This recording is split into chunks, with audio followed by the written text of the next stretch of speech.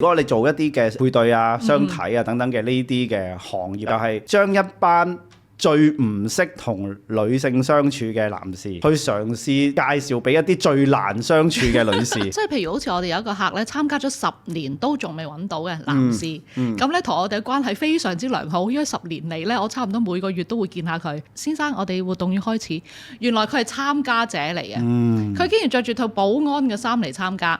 咁勸過佢一次，下次佢咧就係着到好似斬叉燒。前嗰條圍裙啊，007嗰啲係嘛？咁我喺度觀察佢哋做嘢嘅時候，有一個男士，哇！真係嘔心到不得了。哇！我其實真係好想即刻停佢，但係即係畢竟我導師身份，我不能夠做呢件事。咧之前其實有一個咧東張西望嘅女主持咧係我嘅客人嚟㗎。總之所有條件加埋咧就一個咧，佢想揾一個認真嘅 playboy。但係咧咁多年嚟咧，佢只係遇到真正嘅 playboy。跟住咧佢就話：你唔係我工人，你係我嘅愛人。哇！呢啲説話真係〜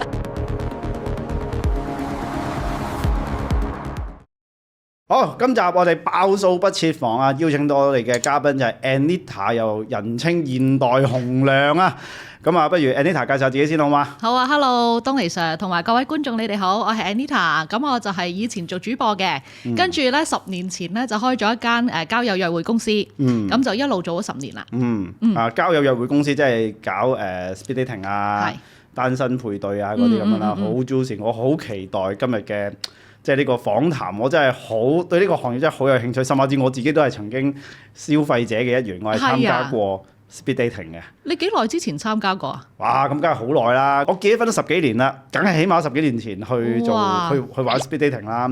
我記得都幾有，我唔知而家係點樣啊。10幾年前我玩過嘅 speed dating，我亦都唔係去過一次啦，當然嚇。佢玩嗰啲嘅模式有2種我都玩過，一種就係好 free flow 咁樣，一大班人喺度。即係 chit chat 啊、飲嘢啊嗰啲，咁你自己覺得即係邊個係你想結識嘅對象，咁你埋去。呢啲叫圍偶。圍偶 OK， 咁圍偶啦。咁亦都有一啲咧，就係可能係俾啲比較即係主動性低啲，適合啲主動性低啲嘅男女啦。咁就可能有6張台咁樣 A 台，跟住之後就傾10分鐘。10分鐘裏面你喺嗰個小範圍裏面都係圍偶嘅。6道輪迴。係差唔多咁嘅意思啦。跟住就即係 A 台完咗之後就 B 台有10分鐘，C 台10分鐘，如此類推。跟住之後你走完一輪之後，咪個零鐘到，咁我成個 event 就完，即係咁樣。2種我都玩過。咁亦都有一啲一陣間再講啊，有啲比較即係特別嘅經歷嘅。你笑得好開心。係冇啲回憶總是美好啊，因為總會係咁嘅。嗱，既然今日上得嚟，即係我哋呢個台亦都係主打一個真實啦嚇，一定要講真話。即係我對你呢個行業都好有興趣，亦都事實上即係男女情愛啊，即係好多古仔啦，我相信都嚇。我有一樣嘢想問 Anita 嘅就係咧，有啲人話，即係如果你做一啲嘅配對啊、相睇啊等等嘅呢啲嘅行業，你其實做緊嘅嗰個行業性質就係咩咧？就係將一班最唔識同女性相處嘅男士，去嘗試介紹俾一啲最難相處嘅女士。有個咁樣嘅説法嘅，你自己聽落點咧？呢個説話我聽落咧就有30%係贊成啦，因為咧30%咋？30%嗱，因為咧，我覺得就算唔係透過呢個平台去認識對象嘅人咧，其實基本上好多男人都搞唔掂啲女人噶嘛，亦都有好多女人結咗婚亦都好難搞啊嘛。咁所以其實呢個係一個基本嘅問題，因為人同人相處咧都係要磨合啦，跟住有唔同嘅家庭背景，兼且我哋依家咧又係嗰啲即係比較女性自主啊，跟住男士都係即係需要女士尊重咁樣，但係有時男士又好似長唔大嘅小朋友咁樣。咁所以咧係無論喺咩平台認識嘅人咧，佢哋都會存在呢個情況嘅。咁喺譬如交友約會公司嘅平台當中咧，咁當然係呢啲 case 唔少啦。咁但係亦都有好多係優質嘅。咁但係優質得嚟又要參加咧，通常我覺得佢哋係份人比較要求高嘅。係啦，即係靚仔嘅，佢哋都想揾翻靚女，比較靚女啲嘅，佢哋亦都係睇樣，同埋亦都想揾啲即係更加即係同自己條件差唔多或者條件比較好啲嘅男仔啦。咁所以要求會比較高。如果係普普通通平平庸庸嘅人呢，咁佢哋就係可能異性緣比較差啲。即係有時即係唔知你信唔信命理嗰啲啦。咁我就一般嘅。咁但係亦都有啲人就係個異性緣比較係弱啲啊。係啊，即係譬如成班人裡面可能佢唔係係嗰啲經常好開朗、活潑講嘢嗰啲，咁但係佢份人性格都好隨和啊。咁所以呢啲人都係我哋 target 嚟啊。即係佢唔一定係好難相處，但係可能係因緣際會就係識唔到咁樣。係啊，即係有啲人叫逢人熟啊嘛，係咪啊？逢人熟嗰啲好容易揾到啦。咁但係好似我哋公司嗰啲咧，佢哋係 nice 嘅，但係就唔係嗰啲哇好張揚啊，好一嚟就全場焦點嗰啲咯。明白。咁但係嗱，如你頭先講嘅，即係佢哋係因為高要求而去，即係因為咁樣而認識唔到另一半。嗱，我覺得高要求本身冇問題嘅。但係就你唔能夠淨得要求噶嘛，係咪先？你都要自己係一個即係優質，你再要求高要求咁咪得咯。如果你自己本身都係平平庸庸而有高要求嘅話咧，咁成件事就會出現咗問題啦。係啊。咁喺你自己所面對嘅個案裡面，係自己高水平然後高要求嘅多啊，定係自己其實普普通通，但係又要高要求嘅多咧？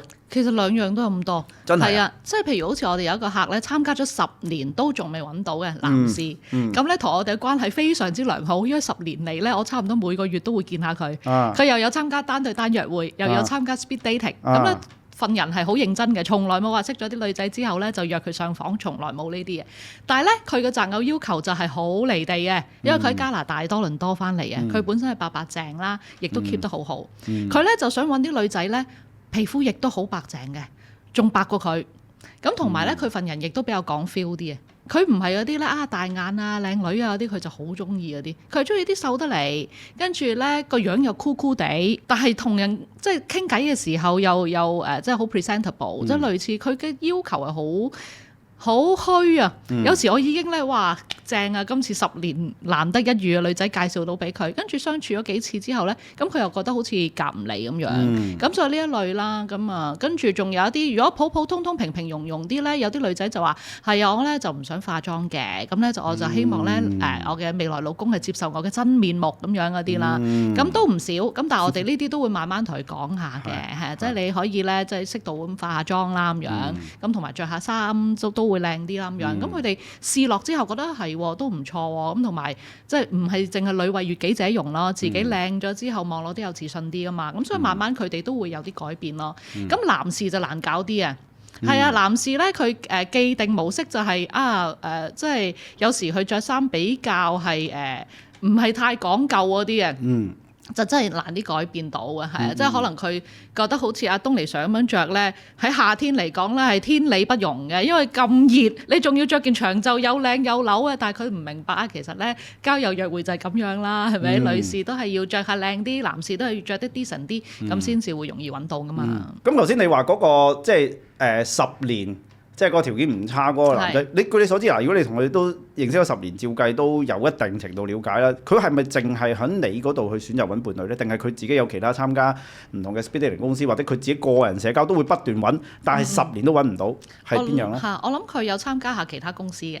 係啊 speed dating 單對單約會佢都有，係啊，年薪300萬，揾唔揾到我諗相信佢喺呢10年裡面可能都拍過2-3年拖啩。佢曾經中間有一段時間係有消失過嘅，係啊，但係都係冇 work out 到。咁好條件都咁難揾，咁所以而家即係整體香港嗰個婚戀市場，咁對你哋嚟講應該係好有得做啦。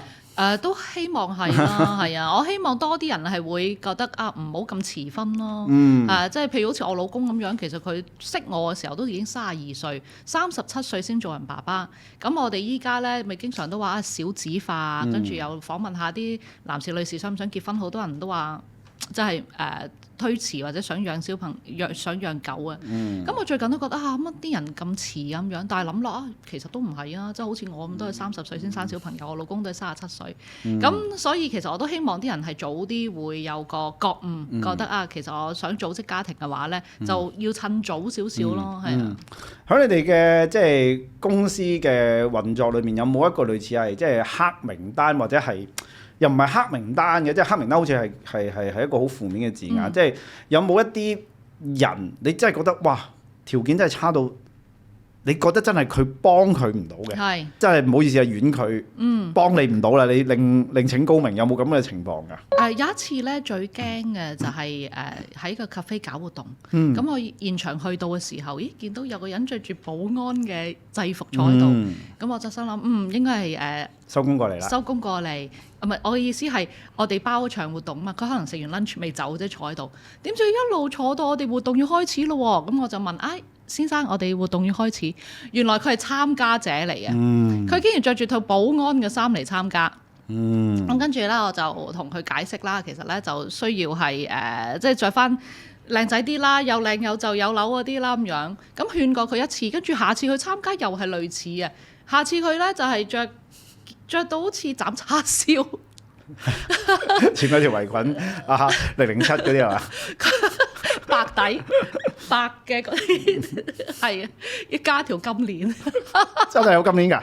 係啊，即係類似呢啲咧，即係其實啲女仔見到會覺得人哋以為去咗 cosplay party 係啊，即係講極佢都係咁另類嘅咧，咁我哋就即係會同佢講話即係呢類活動可能都未必好適合你嘅。咁如果你再嚟參加，或者都會浪費你時間，咁我哋都會婉拒呢啲係啊，好堅持己見嘅人。咁佢點咧？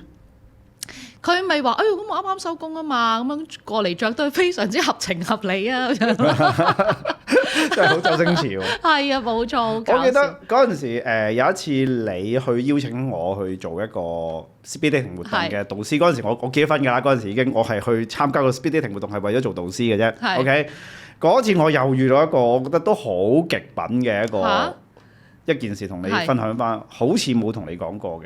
咁嗰次個活動你叫我去就係做一個速讀班、速讀術嘅一個即係課程咁樣啦。咁我哋響即係閱讀嘅過程裏面，又俾啲男女去互相認識一下，呢個好簡單嘅一個活動啦。跟住之後咧，因為嗰日係同閱讀有關啦，咁我其實就活動前就叫啲參加者要帶本書去嘅，但係以我嘅經驗過去，一定有人冇帶嘅，所以我會帶定一啲我自己嘅書去俾人哋。如果佢冇帶嘅話咧，就可以攞啲書去即係睇住先咁樣啦。OK，咁當中有一部分人又係冇書啦，咁我就即係俾啲書佢哋咩咁樣啦。咁我中間即係互動環節就當然叫啲人睇書啊，或者同你身邊嗰個朋友仔去解釋下呢本書係點樣咁樣啦。咁我喺度觀察佢哋做嘢嘅時候，有一個男士，哇！真係嘔心到不得了。佢攞咗本書撩鼻屎，係撩完之後，我係見住佢係攞翻住本書又揭咁樣，撩完又揭，撩完又揭幾次。哇！我其實真係好想即刻停佢，但係即係畢竟我導師身份，我不能夠做呢件事。跟住之後，咁你即刻停佢，咪拉埋佢一邊瞓下畫啊嘛！呢啲我會㗎，即係佢搞緊活動嘅時候，佢不過我未見過呢咁極品喎，喺我活動，淨係着衫樣衰啲啫。哇！呢個真係好核突，可能佢一睇書靜落嚟，佢就有呢個我真係接受唔到。跟住之後，咁唯有即係有得個活動繼續進行咁樣啦。咁我之後當然攞晒所有書翻屋企就即刻消毒啦。係。然後呢個男士仲好得意喎，佢喺個活動最尾嘅時候，佢可能有某個女士佢好有興趣咁樣啦，就走去主動去即係攀談啊，再想攞電話啊咁嗰啲嘢啦。跟住之後對方個女士已經係有少少即係抗拒唔想啦。跟住之後佢仲依然繼續即係嘗試咁樣啦。咁令到個女士咧就有少少覺得係即係困擾嘅。跟住之後就即係。就即刻就撇咗啦，即係個女就即刻走啦咁樣。呢個女仔，即係雖然我去嘅 speed dating 嘅次數唔係多啦嚇，但係我覺得呢個都算係我遇過嘅一個，即係好極端嘅，即係抵你單身啦。講真，你咁鬼核突，你呢個鼻屎擺喺人哋本書度，我真係諗起都嘔啊！真係。佢個樣點㗎？佢個樣唔算係好正常嗰種嘅，即係 kind of 有啲窄窄地嗰啲咁樣樣。如果純粹從五官去睇，如果據我記憶所及咧，佢就唔係好樣衰嗰啲，但係咧嗰啲表情好奇怪嘅，即係成日表情好似成日都好緊張啊，或者令到人有感覺好似呢個人好似有少少神經失常嗰種表情啊。我呢啲 case 咧，我會建議佢去見下我哋嘅心理治療師㗎。係咪啊？我哋公司有個會員咧，其實佢係透過多年嘅學習，咁咧就做咗心理治療師，咁所以佢係好明白啲單身人嘅情況係點啦。咁我 refer 好多過去嘅。跟住另外仲有好多合作嘅催眠治療師嗰啲都有，咁我哋都會嗌佢過去睇下搞咩嘢咯。係啊，咁好似你呢類，我覺得應該要去見一見㗎啦。咁同埋仲有第二類咧，我發現男士真係有呢個手勢嘅，好中意咁樣玩個鼻㗎。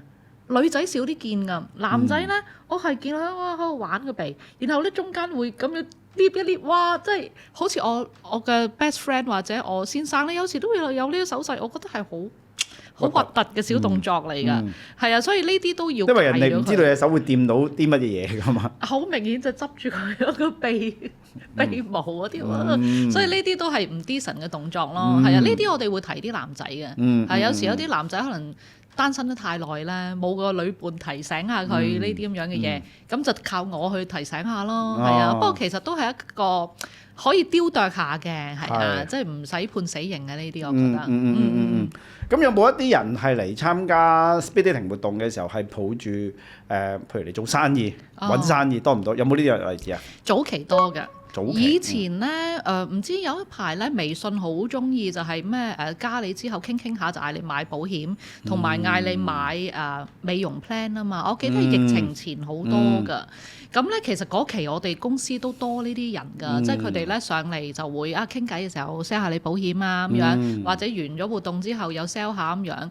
咁隨住疫情之後，發現呢個情況少咗，同埋我哋亦都係會完咗活動之後會做 follow up 啊嘛，即係睇下其實啲人係點樣嘅。咁如果發現有呢類人士嘅話，我哋勸過佢之後佢都冇改進嘅話咧，咁我哋都唔會再俾佢參加。咁所以都淨化翻嘅。依家基本上冇呢啲㗎啦。我相信點解會冇咧？原因係因為咧如果參加 speed dating 呢一種方式去揾呢啲即係所謂獵物啦，喺佢哋眼中係屬於太慢啊。因為以前譬如東張啊嗰啲都有報過㗎嘛，即係嗰啲美容騙案定點樣？其實因為佢其實如果佢要去參加 speed dating，無非係因為想喺呢度識一啲可能對佢有意思嘅男士去從而再做銷售啦。咁但係而家你交友 app 又好，通訊 app 又好，乜都好，大把呢啲可以揾到嗰啲獵物嘅渠道，佢仲快過同你去參加 speed dating，又唔使錢。你講得啱。你開個 app 唔使錢㗎嘛，參加你 speed dating 點都要花少少啦，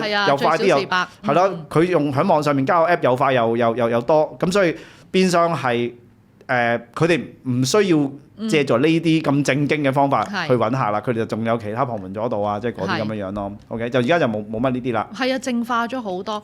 試過最近就一個人咧，佢係學易經，學到好上頭，咁咧就喺我啲活動咧係咁同人開盤，係啦。咁譬如呢類我都會提醒下佢咯，即係嗌人，即係嗌佢唔好俾人誤會咗，佢係想咁樣去做啲咩銷售，但係其實佢實在太過中意，係啊。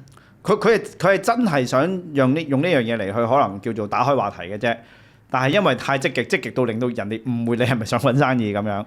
佢咧其實係參加咗之後，佢覺得好好。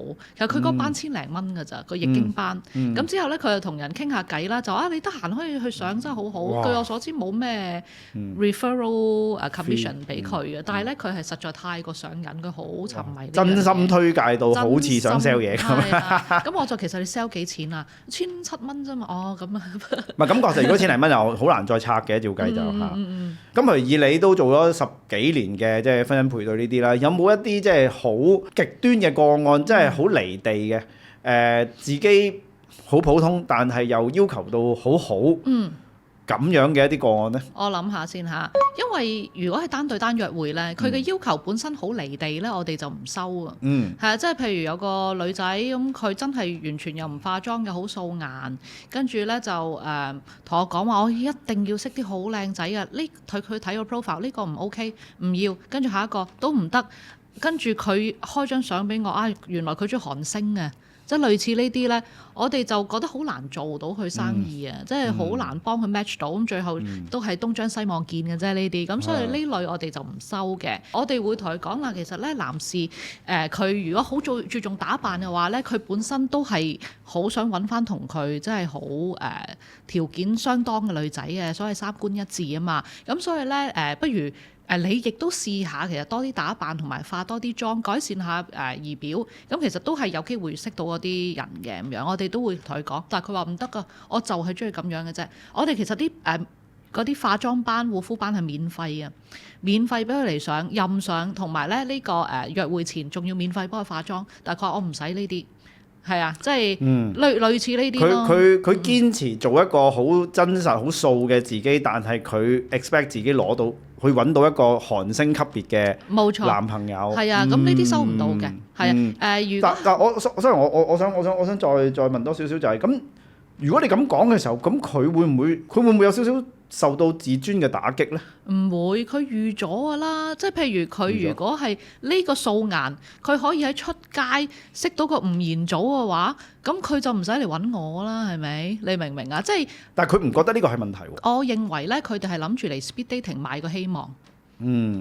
其實咧嚟 speed dating 咧，唔好話抱住買個希望呢個心態，而係應該係我喺出面咧真係人海茫茫啊，我揾唔到對象，即係都唔知，譬如東尼 Sir 你係咪結過婚，有冇小朋友啊？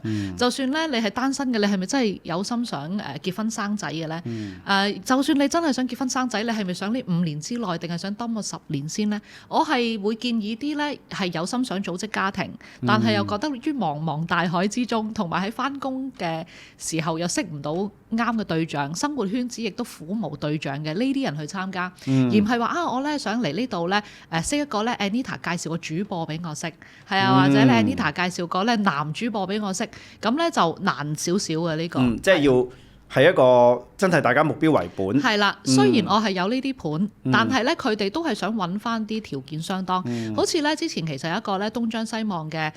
女主持咧係我嘅客人嚟㗎，咁咧佢東張西望嘅女主持咧，佢比較睇樣咧，佢係望落 decent 啦，佢想揾啲 decent 嘅，咁而因為佢自己嘅月入都大概係10萬左右啦，咁佢都係想揾翻啲差唔多收入或者高啲，但係佢又唔需要話富豪級嘅，但係如果有佢都唔介意嘅，係啦，即係同埋嗰個女仔亦都唔係太矮嘅，咁所以佢亦都對身高有啲要求嘅，所以其實咧每個人佢都係喺呢一度。喺我哋呢個平台揾翻啲希望差唔多 level，佢揾唔到或者高啲啲。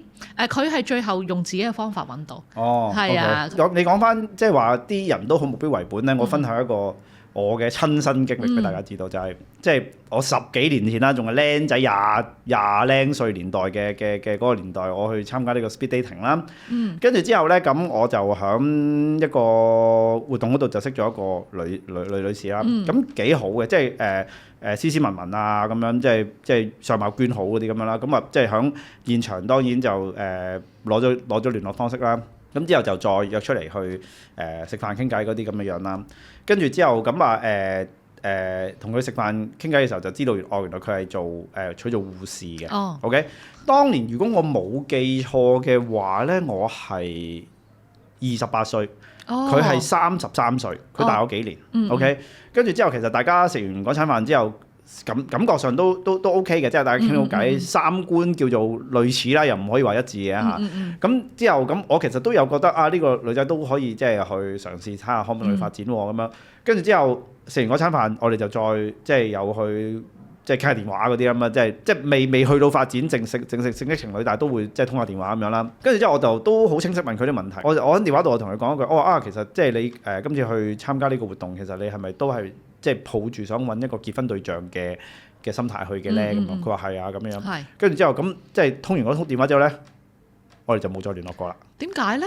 因為其實我都唔想即係拖佢或者辜負佢啊。因為坦白講，我28歲嗰陣時，我唔係話玩弄你嘅感情，但係我唔係朝住必須要結婚嘅呢個方向去啊嘛。咁又或者如果真係要結婚嘅話，可能佢都諗住係1-2年，因為佢33啊嘛，之內咩啊嘛。咁我確實喺嗰一刻，就算我要結婚，可能我亦都未去到要快到咁快噶嘛。咁所以喺各方面嘅因素之下，咁我又唔想佢將佢嘅青春錯投喺我身上啦。咁我知道自己咩狀況啊嘛。咁我冇揾佢，佢冇揾我，咁大家就即係叫做默認咗就算數啦，即係咁樣樣啦。咁但係我覺得呢件事亦都某些程度上咧係一件好事嚟嘅，對佢對我都好，唔需要將你啲時間心力投放喺一個錯誤嘅人身上。而 which 就係你講嗰種，大家嚟到嘅時候係一個好清晰嘅期望，你要乜嘢我要乜嘢，大家。即係當然，你要乜嘢我要乜嘢都唔一定係完全係話即刻就可以去到下一步，不過起碼可以唔介意去探索。如果好似佢呢一種咁樣嘅，佢擺明居馬係要結婚，我就即係揾個女朋友嗰種嘅話，咁就連探索都唔好嘥時間。冇錯啊。係啊。我試過一個 case 咧，嗰個女仔嚟揾我哋嘅時候係一個25歲嘅見習律師啦。咁咧佢就講明咧，佢好想28歲前咧結婚生小朋友嘅。係啊。咁跟住咧我就介紹咗一個加拿大嘅男仔俾佢啊，咁32歲咁上下，其實佢都對嗰個男仔係好投緣嘅，嗰個男仔亦都係想組織家庭嘅，但係咧因為呢個女仔亦都係好同呢個男仔溝通時候咧，亦都好堅持想講話佢係好想即係3年之內結婚生小朋友嗰啲。咁最後呢個男仔都 feel 到有呢方面嘅壓力，同埋佢真係想睇定啲先，再去決定呢個人係咪真係，因為可能佢哋個觀念就係你拍拖1年，跟住之後再可能2-3年之後先至結婚，咁起碼都4-5年先生小朋友啦咁樣。但係呢個女仔講明佢唔想咁樣。咁冇呢個之後呢，咁我咪介紹第二個俾佢咯。咁真係有個男仔呢，佢係啱啱都係28歲咁上下。完全 ready 即刻結婚生小朋友都冇問題嗰啲，咁佢哋依家就已經結咗婚生咗小朋友㗎啦。呢個 case 大概係9年前啦。咁佢個女呢住土瓜灣，咁我同我住得好近㗎。咁所以我補習仲會撞到添。咁而據我了解呢，嗰個加拿大個男仔呢，佢係至今都未婚嘅，而佢依家亦都唔係我哋會員。佢以前係參加過單對單約會，咁但係佢都依然係未去即係好穩定咧喺呢方面。唔係經濟上未穩定，心態上未穩定，所以佢都未結婚生小朋友。咁所以如果係嗰個女仔繼續同嗰個男仔拍拖，可能未必有依家咁好嘅結果咯。去到呢度，我突然間想問一個好哲學性嘅問題，唔知會唔會太深啊？即係試下同你探討一下，就係。即係嗱，譬如好似頭先你講個案例咁樣，一個男仔我隨時 ready 可以去結婚，個女嘅亦都係好想盡快結婚生細路仔 ，OK， 跟住佢哋兩個拍隻合啦，OK， 感覺上就係你哋做緊嘅就係一個配對，亦都或者咁講係一個條件交易嘅一個平台啦。你覺得愛情係咪真係可以透過條件對配而去孕育出嚟嘅呢？我覺得咧條件對我所覺得咧就係我為咗你生仔，你就係要供養呢頭家。我付出我嘅青春美貌，你就要俾啲咩條件我嚟養家啦，跟住你就要幫我生個仔，即係類似呢啲，我就認為係條件交換啦。咁但係咧，佢哋又唔係咁功利嘅，佢哋只不過係想揾啲咧價值觀同埋人生規劃一致嘅人啊。如果唔係咧，譬如拍錯拖，啲人好驚拍錯拖，係啊，即係好似有個賣衫嘅時裝店女士，佢咧就同個男人同居咗10幾年，去到大概45歲嘅時候咧，個男士突然話感情淡咗走咗啦。係啊，咁所以其實咧就好多人都希望有個承諾嘅，同埋係對於人生規劃係清晰嘅，係啊，咁所以佢哋嚟揾我係咁樣，而唔係想有一個條件交換，如果佢肯同我3年之內結婚，我就揾佢啦咁樣，因為佢哋都係需要一個傾談嘅過程，覺得價值觀都係一致嘅。係啊，將來養育小朋友都一致嘅，想生幾多個都係一致嘅，係啦，即係佢哋會係咁樣啦，即係揾一個相處得舒服、將來相處得開心嘅人去一齊啦。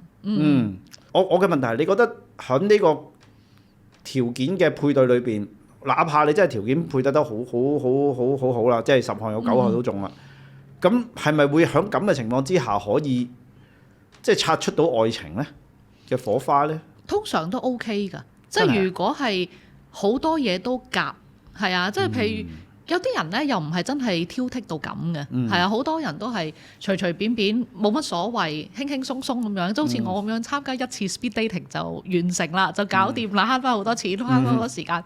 啲人就問我：喂，Nita 你好好彩，點解可以咁樣？因為我唔揀擇咯，份人，我份人咧實在太過隨和啦。即係咧，譬如我記得我嗰次咧參加 speed dating 咧係有18個人嘅。18個男仔當中咧有好多唔同嘅人，嗰次參加活動都係用咗300蚊咁上下㗎咋，係啊，咁咧就有做生意㗎啦，跟住亦都有啲我哋行家，有一個網台嘅總編輯。有一個咧就係做賣燈嘅 sales， 跟住咧就仲有出版社老闆，跟住財經分析師等等咁樣唔同嘅人啦咁樣。你咁犀利，你記得咁清楚嘅？我記得好清楚，我記性好好㗎，係啊，生咗3個之後記性差咗少少啫依家。咁咧嗰次當中咧，我係試過同1、2、3個人有出過街嘅，其他2個傾下電話咁樣啦。傾電話2個點解唔會出嚟咧？就係因為第一個咧就係我老公個 friend 嚟嘅。咁我覺得如果我對我老公比較有興趣啲，咁我就費事去同佢 friend 出嚟啦。跟住仲有一個咧，就係我望落當時覺得，因為我得零歲28歲咁上下，我望落嗰個男仔個樣似係40幾，係啊，咁我嗰次嘅活動明明係講話30幾歲先可以參加噶嘛，咁我就覺得好似我覺得外表上唔係我中意嘅，係啦，咁可能剩翻3個出嚟咯，一個就係藥劑師，藥劑師咧佢就實在太過痴情。點啊？我有一次病咗，咁我嗌佢你唔好攞個，即係你唔好上嚟探我啊！我好攰，好病容啊咁樣嗰啲啦。佢係都要上嚟攞個公仔史迪仔，我記得。咁我就覺得即係嗰下我覺得唔係太中意，咁啊就覺得都係冇啦。跟住第二個咧，繼續。跟住第二個咧，以為自己好浪漫。係啊，其實我覺得佢各方面都 OK 嘅，個樣咧有啲似一個叫做陳建宏啊定乜嘢啊？陳建鋒陳建鋒有啲似陳建鋒，瘦版少少陳建鋒，各方面都好好，係啱傾嘅。但係咧有一個位就係同佢出去食飯，佢都唔食嘢嘅。係啊，因為好瘦，因為唔食嘢所以好瘦。係啊，即係咧，我哋去食意大利餐啦 ，pasta 啊、意粉啊，加個扒，再加樣沙律，即係類似咁樣4樣係正常啦。但係佢唔係嘅，佢淨係嗌個沙律，然後再淨係嗌個主菜，全場好似冇食過嘢咁樣，係啦。咁同佢食過2次飯都係類似咁樣。咁同埋咧，我最記得一次咧，我去買對波鞋。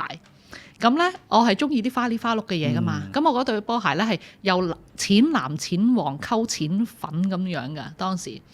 咁跟住咧，佢見到我買咗嗰對鞋嘅時候咧，佢類似個樣變一變，眉頭即係佢個樣揦一揦咁樣，好似個心覺得乜你咁靚啊，咁搏嘅買啲嘢。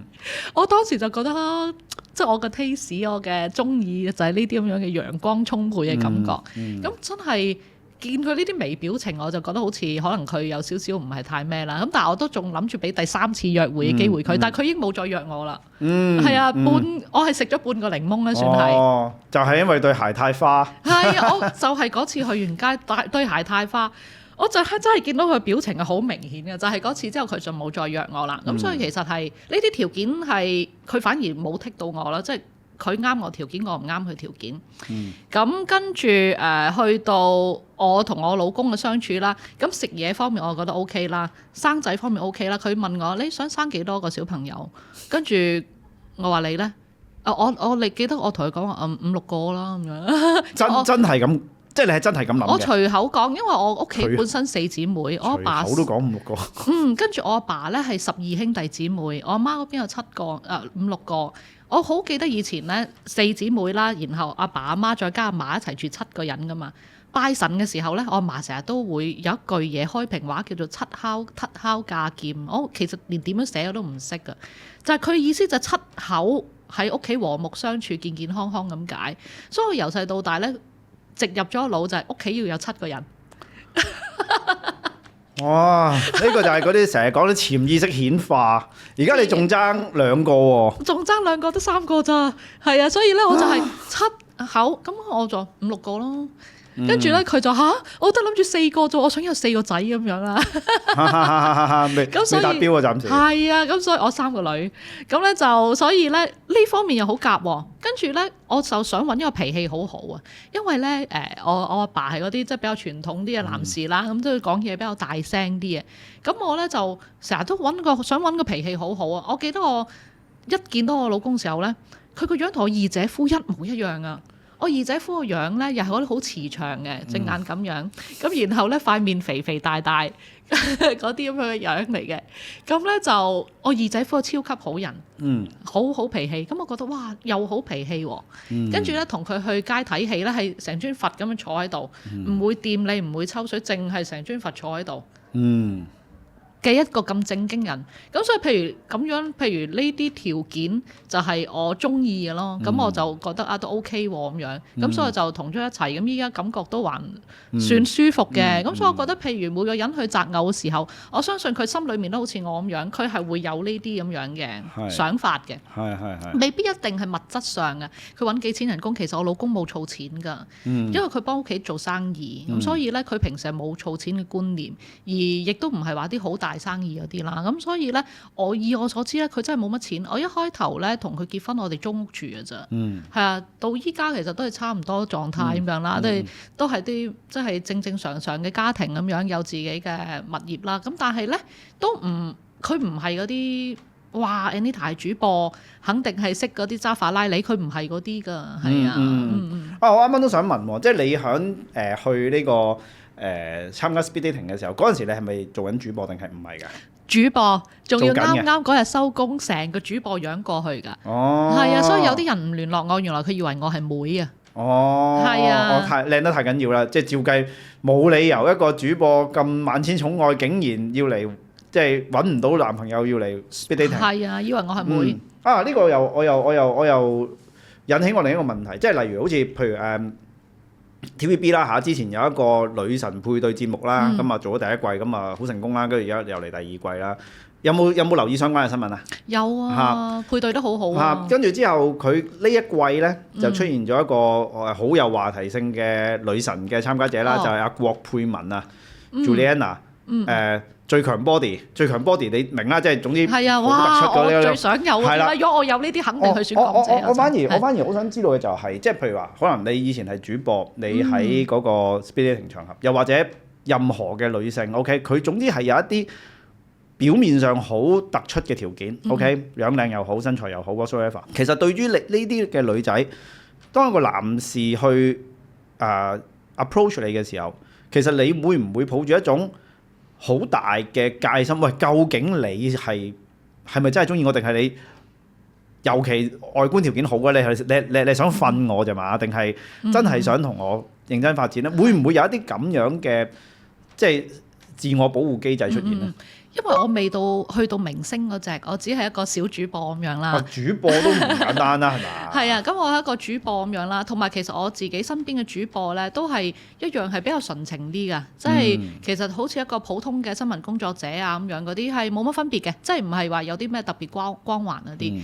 我仲好記得咧，當年我20零歲仲喺有線嘅時候咧，我嘅身邊有個同事咧，仲為緊應唔應該同佢個大學男朋友一齊而煩惱。另一個咧就係佢不嬲都冇拖拍嘅，咁咧依家又係有一個唔錯嘅男仔，都係啲可能同佢差唔多年紀嘅，又係啲普普通通嘅背景嘅人啦，仲喺度苦惱緊應唔應該同佢一齊。即係其實係大家嘅擇偶要求都係比較貼地嘅，同埋係唔會話好大戒心呢個人係有啲咩目的要求啊咁樣。只不過係睇下嗰個人係咪真係，因為都20度問啦，當時係26、7、20度問啦，算係就想睇下呢個人係咪真係適合人生嘅伴侶，即係會係呢方面嘅考慮咯。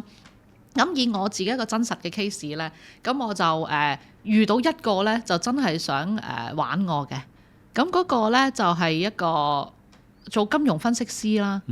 咁咧就個樣都靚靚仔仔嘅，喺外國翻嚟咁樣嘅，講英文多過中文嗰啲啦。咁哇！呢啲港女夢寐以求喎。係啊，打 golf 㗎啦。咁跟住我同佢識嘅時候都係有一次係個 friend 約我去白石角 BBQ，跟住咧佢教我打 golf 咁樣，咁我就識咗佢之後，咁我以為佢係單身啦，佢又約下我咁樣啦。但係咧佢咁嗰次打完 golf 之後咧，佢第二次約我咧，佢約我去飲嘢，約我去飲酒咁樣啦。咁咧佢俾咗個地址我，係啲酒鋪嚟嘅咁樣。咁我就 OK 啦，咁嗰日冇嘢做，我過去啦。過到去嘅時候，佢成班 friend 喺度等緊一齊飲酒。我去到時候咧，佢個樣類似就嗱睇下，我嗌佢即刻出嚟，即係類似咁嘅樣啊！你明唔明啊？即係喺人哋面前覺得好威啊！我隨時可以叫到個女仔出嚟。類似咁，我嗰下咧就已經。但係佢會喺你面前講呢句説話咁。我唔記得咗佢 exactly 講乜嘢，即係類似話。但係佢會令你有呢種感覺嘅。係啊。咁跟住食完嗰餐飯啊，飲完嘢之後咧，臨走之前啊上的士啦，佢話今日開唔開心啊？你一食一啖嗰啲，哇！真係樣衰到咧，真係嘟個嘴出嚟啊！跟住我就話得㗎啦，跟住我就拍門走啦。咁之後咧我就冇再出嚟，然後佢就 WhatsApp 我話佢屋企養咗隻貓，嗌我上去睇下啦。下一步就佢屋企啦。係啊，因為其實可能佢都喺度試探緊你條底線。今次你話叫出嚟就出嚟，咁即係佢可能佢會覺得你係一個對佢嚟講都有好感嘅一個人啦。跟住之後下一步就去睇貓啦。冇錯，如果我上去睇咧，呢啲就叫做渣男磁石。其實咧呢個世界係有唔少咧條件好好嘅女人係渣男磁石嚟嘅。試過有一個 friend 係做律師嘅。咁女律師咧個樣真係好好啊 keep 得，即係45歲，望落個樣咧似係32、3，keep 得好好，真係好好。咁咧佢個 friend 咧仲好。個男仔嚟嘅，特登約佢出嚟同我哋見面，就話啊，我覺得個 friend 條件真係好好啊，但係咧佢一路都真係揾唔到對象，你哋幫下佢啦咁樣。啊點知傾落咧，佢就話佢一定要識啲咧個樣又係同一樣 keep 得咁好嘅男仔啦，望落好 smart 啦，跟住咧就要食得住佢啦，又風趣幽默啦，總之所有條件加埋咧就一個咧，佢想揾一個認真嘅 playboy。但係咧咁多年嚟咧，佢只係遇到真正嘅 playboy。咁咧佢次次識落嗰啲咧，都係啲有婦之夫，即係人哋開頭咧就同佢講話我對我老婆冇感情㗎啦之類嗰啲，咁成日咁樣去拖住佢咯。係啊，咁去到最後咧，佢亦都冇幫襯我嘅原因就係Anita，我嘅條件咁好，你幫我免費配對啦。如果我配對到之後咧，我咪即係寫翻啲好評俾你咯，我介紹身邊啲 friend 俾你。有一啲咧渣女磁石就咁樣咯，即係。好想識啲條件好優越，即係佢覺得自己即係可以食得住佢嘅，即係個腦。其實佢有啲不切實際嘅期望，即係呢其實我覺得做人做生意做咩都好，其實有一樣嘢係你要清醒。我覺得清醒比聰明更加重要。係啊，清醒嘅意思即係話你知道自己有啲咩籌碼，你需要啲乜嘢，你有冇能力去同人哋交換。即係我覺得呢啲叫清醒啦。太聰明嘅就係。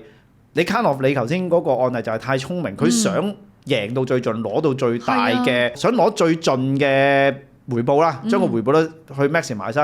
咁呢啲就咁講真，你真係人哋都唔傻啊，係咪？即係嗰個人都知道自己有咁好嘅條件嘅時候，我點會揀一個45歲啊？你樣似32、3，但係你真係45啊嘛。啱。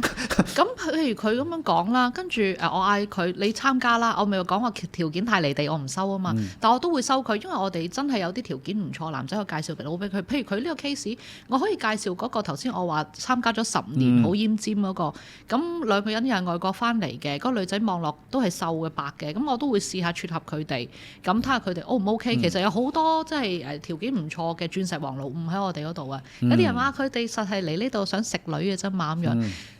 以我嘅經驗嚟講，真係冇，佢哋真係份人係比較奄尖啲男人，係啊。所以其實即係翻返去頭先嗰個我問你個問題，即係話嗰啲哇女神嚇，其實係咪就有好多戒心？咁似乎呢個係我哋即係點講強加俾一啲女神嘅濾鏡嚟嘅啫。其實女神都係人。嗰啲濾鏡係我哋呢啲平民去加上去俾佢，冇錯。所以好多人話其實靚女冇人追。係啊，好似阿東張嗰個參加者咧，東張西望女主持，佢嘅要求都貼地㗎。佢話想揾個大概年薪10萬嘅人啫嘛。咁佢月薪10萬，月薪10萬。咁佢自己都係10萬。咁如果個男士月薪10萬嘅話，我諗佢嘅要求並唔係話好過分嘅。跟住仲有佢睇樣亦都正正常常啊，同埋佢個戒心唔係話好大嘅。當時咧爭啲有個人咧同佢拍得成拖㗎啦。我哋啲素人會員正正常常咁樣，但係嗰個素人會員咧就又唔係好識做咯。即係譬如嗰有時大時大節話想約埋阿媽一齊過，咁嗰個阿東張女神都忍佢㗎啦。OK 是但啦，1、2次冇所謂，但係不時係咁樣係啦。咁當時嗰個女仔佢亦都係對呢樣嘢比較失望啲嘅。咁我哋個男會員有補救過㗎，寫咗封信啊，係啊，我下次會醒目啲㗎啦，即係類似寫咗篇好長嘅信。咁但係嗰個女仔可能都係冇啦咁樣嗰啲咯，係啊，嗰個女仔都俾過2次機會佢㗎啦。明白。所以其實就算即係可能攤落啦，如果我唔知嗰個東張女主持係邊個啦，但係即係起碼都一定係喺電視機上面經常出現嘅一個人啦，即係。佢哋其實都好貼地，想識佢哋嘅人，亦都唔係話哇，我有個明星做女朋友好威啦，即係有都冇嘅，大家真係好樸素、好平實地想揾一段關係。係啊，因為嗰啲明星佢都唔想話有呢啲緋聞炒作嗰啲嘛，即係未係。係咯，正正常常，所有都係普通人啊！嗱，不過咧，唔係個個男仔都咁唔識做，要帶阿媽出嚟約會。嗰個男仔就傻少少。其實我哋好多會員都係好正常，同你同我一樣，正常人一個。好啊，咁其實即係你哋都做咗咁多年啦，亦都係屬於香港嚟講應該做交友配對，你哋都係龍頭公司啦。有冇一啲即係惡性競爭，即係其他行家要哇扭盡六壬點樣去即係要爭贏你哋啊嗰啲，有冇啲咁嘅情況出現呢？惡性競爭冇乜嘅，大家都係落好多錢去賣廣告，係 IG、Google、Facebook、呢啲係良性競爭啦，好明顯就係必爭之地啊！益晒 Google 真係好貴啊！你知唔知一個 click 我哋嗰行成60幾蚊一個啊？好貴好貴，跟住佢哋就不過有一點我都想講下嘅就係咧，有時有啲交友約會公司佢個老闆本身唔相信愛情啊，佢都走去開咯。係啊，佢對愛情都未必係，佢純粹係想聚埋一班人玩下咁樣嗰啲啊。係啊，同埋佢開嘅時候咧，佢好多宣傳咧都講明話佢唔中意結婚生小朋友。即係如果你話嗰個嘅。唔單止係咪 speed dating 公司啦，即係話如果做嗰門事業嘅嗰個人係咪一定要好篤信嗰個行業嘅嘢咧？我諗都其實如果篤信嘅係會好啲嘅，不過唔信嘅話就或者唔係信到好咩嘅話，又唔需要特別講出嚟咯。你冇必要啊嘛，係咪先？即係成日講有個行，即係你講到咁樣嘅話，咁人哋都會。即係一般人可能未必有我咁清醒去將兩件事分開嘅。我生意還生意，個人生活還個人生活。咁亦都有人係咁樣噶嘛。即係我做餐飲咁樣，咁我咪做餐飲咯。咁我個人嚟講，可能我食嘢其實係好求其都得嘅。即係都有咁嘅人嘅喎。係或者唔中意食嘢係嘛？係啦，我有識一啲人係響健身室做嘢嘅，但係佢完全唔做運動嘅。OK，但係佢又成日即係要去sell membership 啊嗰啲咁，但係佢從來都唔做運動咁樣嘅人嚟。咁有冇一個好必然嘅關係咧？我諗未必有，不過你唔需要同人講。但係亦都可以咁講，我覺得嗰個喺個事業上面個高度咧係會有分別嘅。即係如果你嗰樣嘢你唔係好篤信，只係純粹因為咗賺錢或者嗰樣有商機而去做嘅話咧，你喺嗰行裡面嗰個成就會有所個天花板會低啲嘅。我真係咁嘅。有好多人話。結婚係咪需要嘅咧？一紙婚書啫嘛。結婚當然係需要㗎啦。愛情鐵三角啊嘛。你冇承諾嘅話，咁就好似頭先嗰個時裝店老闆娘咁樣，個男朋友同佢同居咗15年之後都走咗去。當然話你簽咗紙結婚，你都可以離婚啦。但係咧，有冇一個人肯俾你呢個承諾先？係你願意俾呢個承諾你啫。人哋願唔願意俾呢個承諾你咧？如果個人真係俾呢個承諾你嘅話，係咪應該考慮佢多啲咧？呢個都係嘅，即係我有時都會覺得，即係婚姻啦，事實上去到一段時間，即係你初頭總會有啲激情啊、愛情啊都會有，但係事實上我相信絕大部分嘅人結咗婚去到3、6、7、8、9年嘅時候，其實好多時候就係感情同埋最重要嗰個維繫係乜嘢咧？就係責任。但係呢樣嘢你冇睇少喎，責任先係令你最責任嗰個付出係比所謂嘅愛情係更加沉重啊，更加重要。我願意為你付出責任，同我純粹講俾愛你咧，兩樣嘢其實不能同日而語。即係兩個人如果純粹因為感情而走埋一齊，呢樣嘢當然係好啦。但係如你所講，其實係好容易變。但係因為責任而捆綁埋一齊呢啲咧，反為嗰啲先最牢固啊。或者唔係咁容易，唔係話散就散呢啲。即係呢個係個對人性嘅束縛嚟，我覺得呢個係唔好覺得責任好沉重咯。即係譬如好似我老公咧，佢1至5喺大陸做嘢嘅。我成日形容佢咧，禮拜6日就翻嚟激一激我嘅，正喎！每次咧都係有嗰啲倫理評咧，又喺度摸下個鼻啊，跟住又嗰啲咁樣嘅寵女嗰啲壞行為啦，嗰啲咩 Pokemon 卡又買好多嗰啲啦。我話佢每個禮拜都翻嚟激一激我嘅。咁通常咧佢嘅 pattern 就係咧，禮拜6日激完我之後咧，我激到上一個高點嘅時候咧，佢就做翻樣嘢嚟氹我嘅咁樣。我記得咧早2個禮拜，我話我係你第4個工人，屋企有3個，我係你第4個工人。跟住咧，佢就話：你唔係我工人，你係我嘅愛人。哇！呢啲説話真係保命啊！講得呢句真係成件事真係即刻，即係嗰個水滾明明都90幾度煲緊㗎，突然間都落翻好多。平和翻，係咪真係都好舒服先聽落？會，因為咧嗱，頭先所講嘅責任，我嘅責任就係禮拜1至5喺屋企睇住嗰3個化骨龍，頭都爆，因為佢哋會喺屋企嗌啊嘛。咁我覺得我嘅責任真係好重，我覺得我自己係第4個工人。但係咧，當佢有呢句説話啦，同埋又見到啲小朋友健康成長啦，咁佢哋又會笑啦。咁同埋即係個老公亦都係同你朝住同一個方向去經營好一個家庭咧。即係你鬧極佢都仲企喺度氹翻你嗰啲咧，咁其實個責任並唔係咁沉重嘅，唔好淨係睇佢個責任啊。呢個幾好，呢個幾好。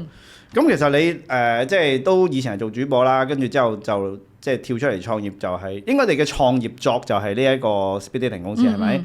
其實當初點解會揀呢個行業，或者你點解會睇好呢個行業咧？因為我本身單身啦，跟住因為我成日返通宵更，人哋出嚟交際應酬嘅時候就係我瞓覺嘅時候，所以我就唔係太識到對象啦。咁雖然主播呢份工係都返得好開心，咁但係就係呢一點咁，我覺得未識到對象喎咁樣。咁我啲中學同學就話：最近咧參加個 speed dating 覺得唔錯。嗰個年代咧啱啱係成日講剩男剩女嗰個節目啊，係啊，咁當年都興 speed dating。咁跟住我就參加咗一次啦，就係嗰次大裝。帶住主播裝去參加，咁參加完一次之後，我覺得真係好好玩喎！我份人又中意熱鬧啦，咁跟住咧，我就返到公司去有線啦，係咁宣傳啦，就你快啲去參加啦，你即係 speed dating 唔錯㗎，即係類似咁樣。跟住咧就講到有一個 friend 咧係黃嘉瑜係我嘅主播嘅拍檔啦，咁跟住佢就你咁想你咁想參加，不如我哋開一間啦咁樣。咁所以跟住我哋就開咗呢間。咁本身我哋都係開個網站先嘅。咁當時咧佢冇做主播，佢走咗去做空姐。跟住我就做緊主播嘅。咁我哋開咗網站半年啦，再另外仲有一個朋友去幫手經營嘅，淨係半年已經吸咗1000個客啦。係啦，咁所以個需求好大，工作量亦都好大。咁所以我同 Yubi 就攞辭，咁就去全心投入咯。咁而第三個 partner 咧，因為佢就佢本身係一個金融人，好中意炒外匯，佢要通宵炒啊。咁所以佢就冇同我哋一齊去咁樣合作啦。咁所以就最後得我同 Yubi 啊。明白。咁即係你哋其實成個嘅創業模式其實係一個好聰明嘅創業模式。雖然嗰陣時可能未必係好有意識去做，但係其實你個創業模式係非常之聰明，就係輕資產。輕資產開個網站咁有幾多錢啫？都唔使好多錢啦。跟住之後幾千蚊就當然。跟住之後就吸咗1000個客戶，即係已經試驗咗我哋呢啲而家嗰啲初創術語就叫 MVP minimum viable product， 即係最少試驗嘅產品成功咗，跟住之後就 all in 啦。咁啊非常好喎。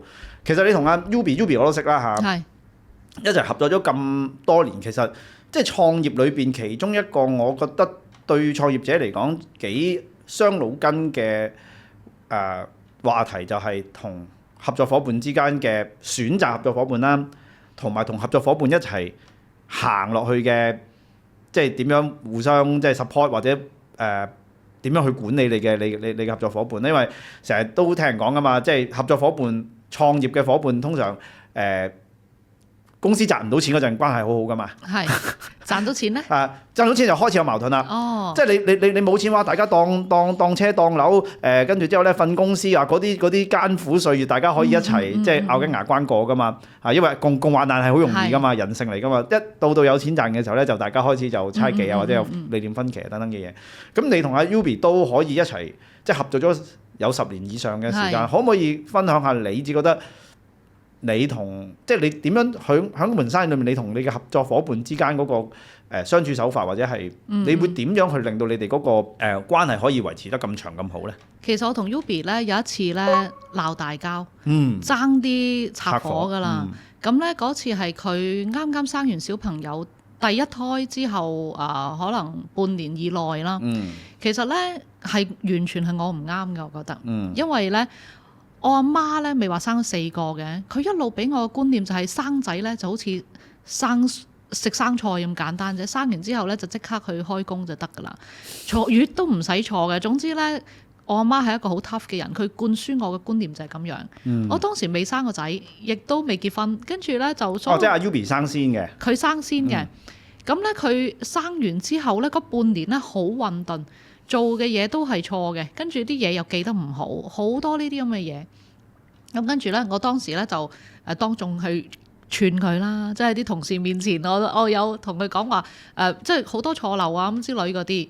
跟住 Yubi 就同我講話我係你個拍檔，我唔係你個伙計，你唔可以咁樣同我講嘢咁樣，即係類似鬧咗一場咁樣嘅大交啦。咁最後阿 Yubi 就佢去 Yubi EQ 好高嘅。咁咧，阿 Yubi 就同我講類似咁樣，之後就話我係你個拍檔，唔係你個伙計，你以後唔好用呢啲説話同我呢啲語氣同我講嘢。咁我話好啊咁樣。咁之後就慢慢冇咗事咯。咁去到我要生小朋友嘅時候咧，我先知道哇，原來咧真係生完之後又有腦霧啦，身體恢復又需要好多時間啦咁樣。咁我先至體驗到原來係咁樣嘅。我當時係錯怪咗 Yubi。咁啊 Yubi 包容性係好強嘅，即係我係生完3個之後啦，咁身體有時都係坐月坐得麻麻地，咁佢包容我啦。咁另外我仲有其他自己嘅生意咁樣啦，有時個時間擺少咗 HKRD 咁樣，咁佢都係會包容我嘅，係啦。咁所以我覺得佢真係好好。咁而我自己去為公司付出嘅話咧，就係我都會 keep 住去即係打理公司嘅所有嘅嘢啦。咁同埋我都係一個比較負責任嘅人咯，即係如果係公司有啲乜嘢需要錢去開支嘅，咁有時試驗性質嘅，唔知 O 唔 OK 嘅，咁我覺得我嗰排對公司嘅貢獻少啲嘅，咁不如我自己就攞自己嘅私己錢出嚟試一試，係啦，睇下 O 唔 OK 咯，有賺咪公司咯，冇賺咪當係我用咗嚟買衫咯，即係類似咁樣嘅概念咯，係啊。咁你覺得即係？如果用一個簡單啲嘅方法去講，你同 Yubi 之間即係可以經營一齊咁多年啊，即係起起跌跌都可以繼續保持住大家係合作關係。你覺得嗰個核心嘅元素係啲咩咧？我覺得唔好太過計較咯，唔計較，唔好太過計較，即係嗰啲賺最後一塊銅板啊，即係我明咁樣咧，即係我點都要爭贏你嘅，係啦嗰類啦。第二就係要EQ 高啲啦，多啲體諒啦，係啊，互相去幫助，互相去體諒，互相走位啦，係啊，我覺得呢啲都係重要嘅。你當你譬如話你響經歷咗你自己做生小朋友，即係發覺原來身體真係有咁樣嘅情況嘅時候，有冇同 Yubi 講翻當其時其實原來係咁樣樣？我而家體諒，即係我而家體驗過啦，我就發現原來當日即係咁樣講法係真係唔啱喎咁樣。其實冇嘅，今次第一次講。咁快啲 send 翻條片俾佢睇啊！哎呀，等佢知道原來。係啊，仲有第3樣嘢咧，就係我同佢咧係有少少宗教信仰，我哋都唔會做啲傷天害理嘅嘢，即係我會覺得。今次我呃咗阿 Yubi 錢咧，我就會落地獄。Yubi 呃咗我錢，佢都會覺得自己落地獄。即係我哋係會有呢類思想咯，所以我哋就唔會做啲傷害對方嘅嘢嘅。明白。做咗一個脱單，幫人脱單，即係經歷咗咁多年啦。即係唔理佢係揾 speed dating 公司又好，上網交友又好，或者即係用任何方式都好啦。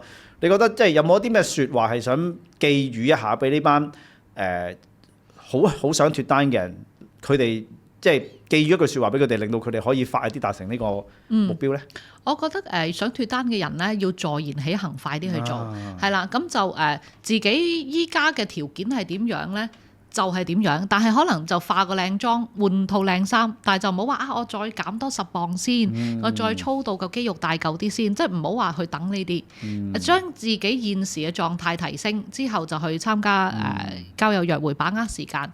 咁因為你唔知道你緣分會幾時出現㗎，係啊，係啊，咁就俾多啲信心自己啦。咁同埋第二就係，如果識到對象之後咧，係要多啲時間去相處嘅，係啊，俾多啲時間同人溝通啦，多啲約會啦，多啲包容，多啲體諒啦，咁我覺得都係好重要。好啊。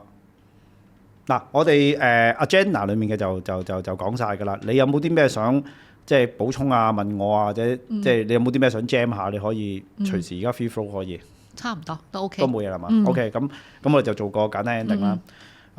咁啊，今日好多謝 Anita 嚟同我哋傾偈啦嚇，咁啊分享咗好多即係你自己啦，哇好多你自己嘅心底説話，我覺得呢個真係非常之好，亦都好欣賞呢啲嘉賓，即係願意分享佢自己真實嘅一面俾我哋聽。咁啊，今日再一次多謝你嘅出席啦，咁啊好期待呢個節目出街嘅時候可以即係有好嘅反應，同埋記得 send 翻俾 Yubi 睇下，俾佢知道你嘅心聲好嘛？好多謝你。Thank you，多謝你，東尼 Sir，Thank you。